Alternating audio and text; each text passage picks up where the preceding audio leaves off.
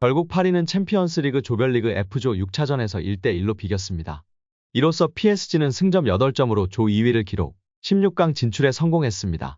같은 시간 열린 AC 밀란과 뉴캐슬 유나이티드의 경기가 밀란의 2대1 역전승으로 마무리되며 밀란도 승점 8점을 기록했지만 PSG가 득실차에서 앞서면서 2위를 지켜냈습니다.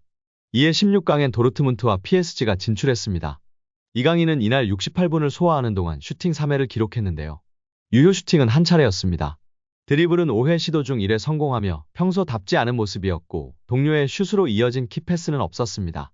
축구 통계 업체 후스코어드닷컴이 기록을 토대로 산출한 평점은 6.1로 선발 선수 가운데 아슈라프 하키미의 5.6점에 이어 두 번째로 낮았습니다. 프랑스 매체 레키프의 평가도 박했는데요.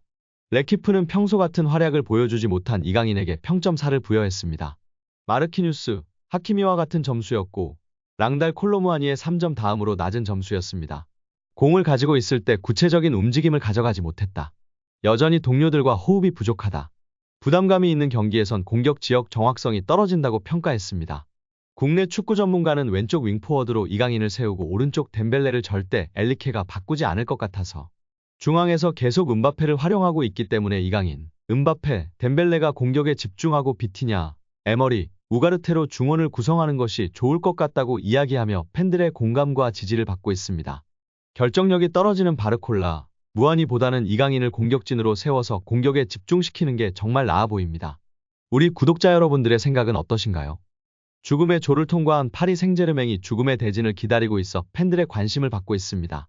PSG는 12시즌 연속 UCL 16강 진출이라는 대기록을 썼습니다. 죽음의 조를 통과했다는 의미도 컸는데요. 하지만 산 넘어 산입니다. 조 1위에 오르지 못한 PSG에게 죽음의 대진이 기다리고 있습니다. UCL 16강은 조별리그 1위와 2위 팀들 간 대결로 이뤄지는데요.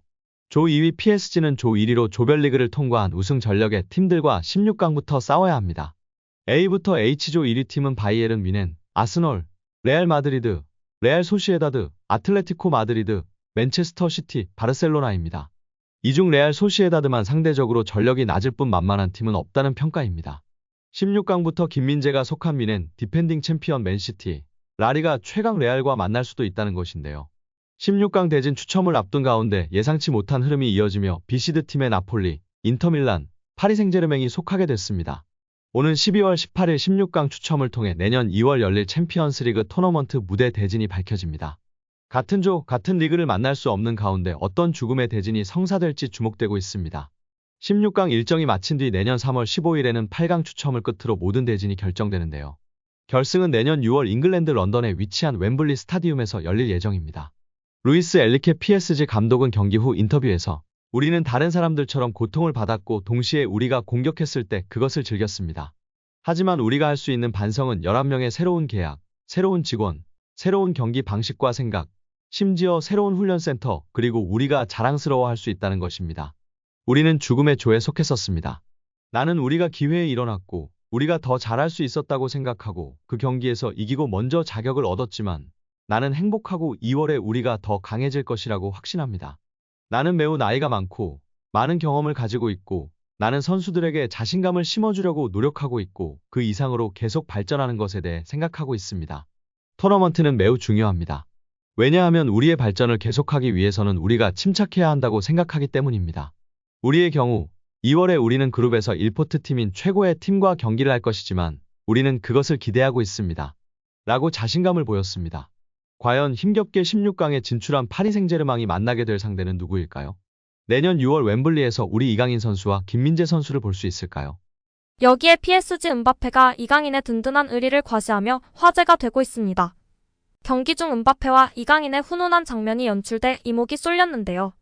음바페가 이강인을 위해 상대 선수에게 맞서는 장면이 나왔습니다. 트위터 등에 올라온 영상에 따르면 이강인이 상대 선수에게 다가가 들고 있는 공을 달라고 손짓했는데요. 그러나 상대 선수는 이를 보고도 공을 넘기기는커녕 약을 올렸습니다. 그때 이강인 옆에서 이를 본 음바페는 양손으로 상대 선수를 밀치며 공을 빼앗았습니다.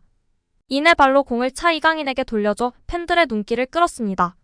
같은 날 커뮤니티 덕후에 어제 경기에서 이강인한테 시비 거는 선수 날려버리는 음바페 등의 제목으로 해당 장면이 담긴 영상이 빠르게 확산되며 화제가 되고 있습니다.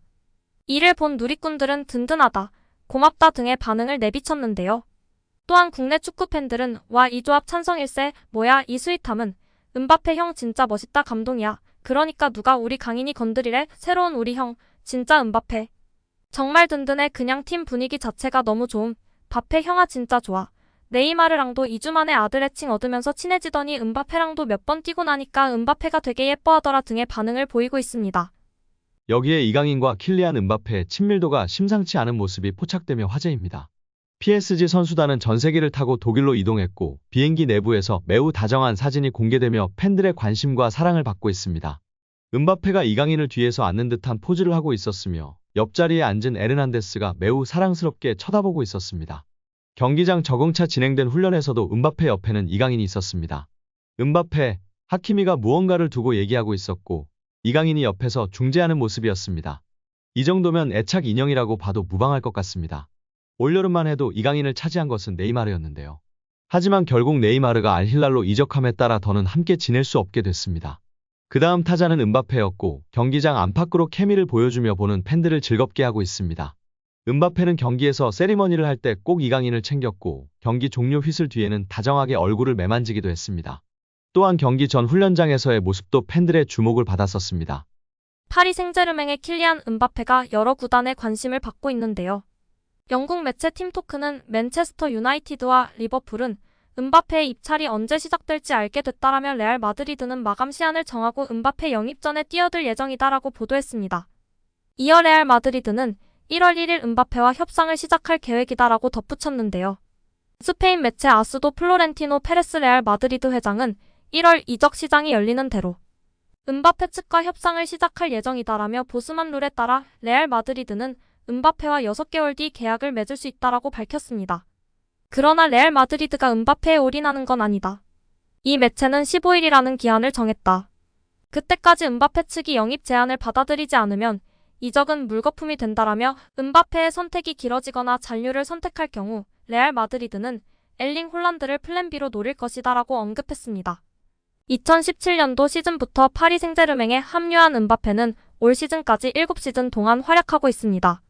매 시즌 뛰어난 영향력을 드러내며 세계 최고의 공격수 중 한 명으로 자리 잡았는데요. 그를 영입하려는 팀들이 많은 건 분명한 사실입니다.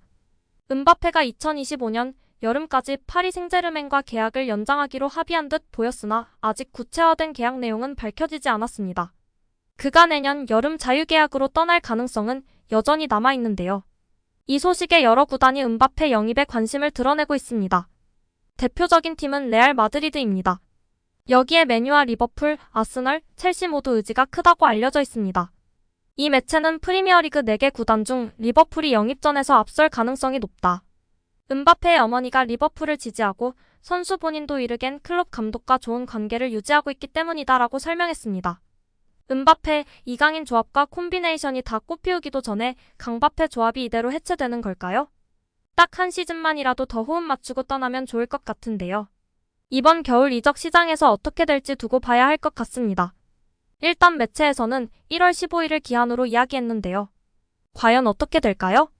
오늘 영상은 여기까지입니다. 끝까지 시청해주셔서 감사합니다. 늘 건강하시고 더 좋은 영상으로 찾아뵙겠습니다. 구독과 좋아요도 잊지 마시고 부탁드립니다. 감사합니다.